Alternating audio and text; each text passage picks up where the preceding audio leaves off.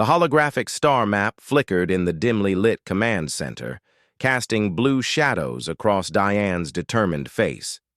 She traced her fingers through the projection, highlighting a cluster of systems that officially didn't exist on any galactic registry. "They're gathering again," Tyler said from his monitoring station, his voice carrying the weight of 3 decades spent in the void between recognized space. "The Valorian Empire just seized another independent colony. That makes 17 this cycle." Diane's jaw tightened.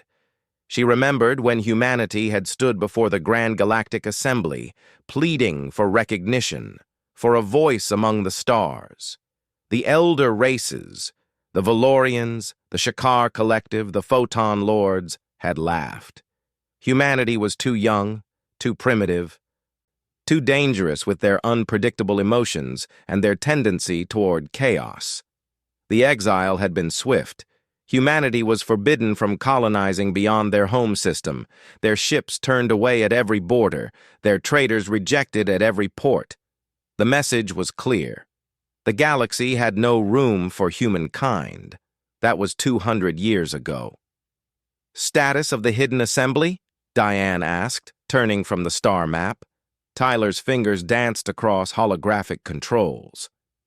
"All 73 member species have confirmed attendance.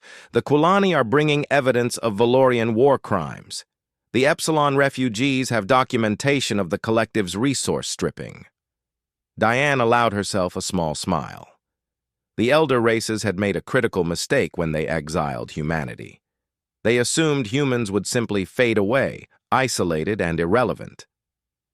Instead, humanity had found others. The forgotten species, the exploited colonies, the races deemed too insignificant for galactic politics. In the shadows between stars, in the nebulae and asteroid fields where official maps showed only empty space, humanity had built something new. Not a government, not an empire.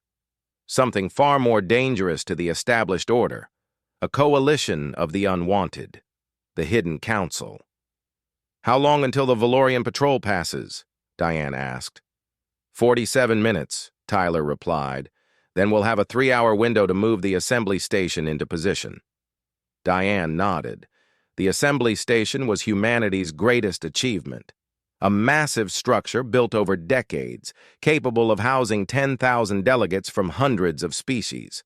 It existed in a pocket of folded space, invisible to conventional sensors, mobile enough to avoid detection. Human engineering combined with Kulani phase shift technology and Epsilon quantum anchoring.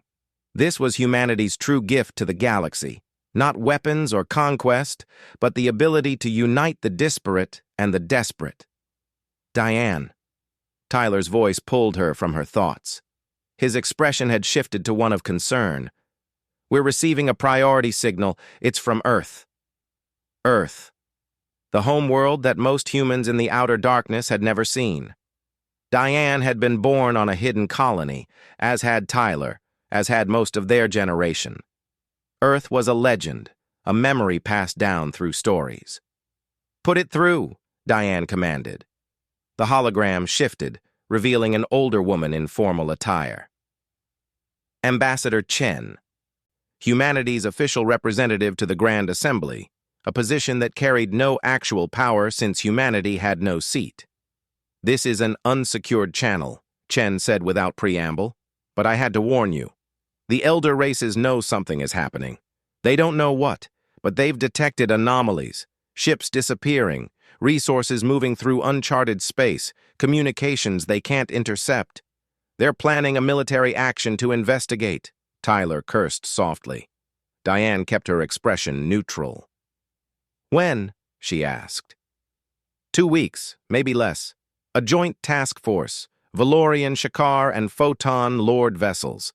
They'll sweep the outer territories sector by sector. "They won't find us," Diane said with certainty. "That's not the point," Chen replied.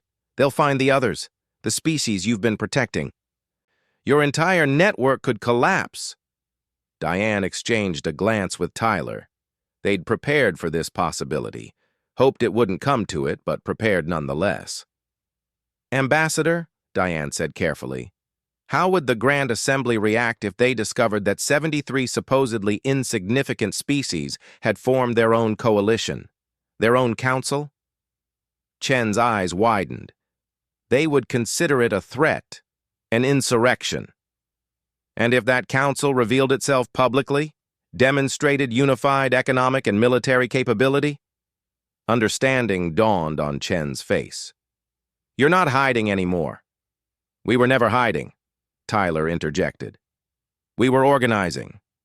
Diane pulled up the star map again, this time showing the full extent of the Hidden Council's reach.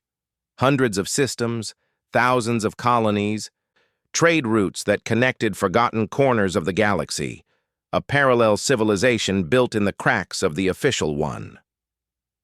For 2 centuries, the elder races have controlled galactic politics through exclusion, Diane said. They decide who matters and who doesn't. But they forgot something important about humanity, about all the species they dismissed. What's that? Chen asked. The forgotten don't stay forgotten if they refuse to be invisible. Tyler initiated the sequence. Across hundreds of systems, beacons activated, ships decloaked, stations broadcast their existence. In a single coordinated moment, the Hidden Council announced itself to the galaxy. Diane watched the data streams pour in. Shock from the Grand Assembly, panic among the elder races, jubilation from the Hidden Council species. The galaxy was about to change, whether the old powers wanted it to or not. Ambassador Chen, Diane said, please inform the Grand Assembly that the Hidden Council requests formal recognition, and tell them we're not asking as supplicants. We're negotiating as equals. Tyler pulled up defensive coordinates, ready for whatever response came. But Diane remained focused on the star map, on the web of connections they'd built in exile. The elder races had meant to erase humanity from galactic relevance. Instead, they'd given humanity time to build something unprecedented, a coalition founded not on dominance, but on solidarity with the rejected and the overlooked.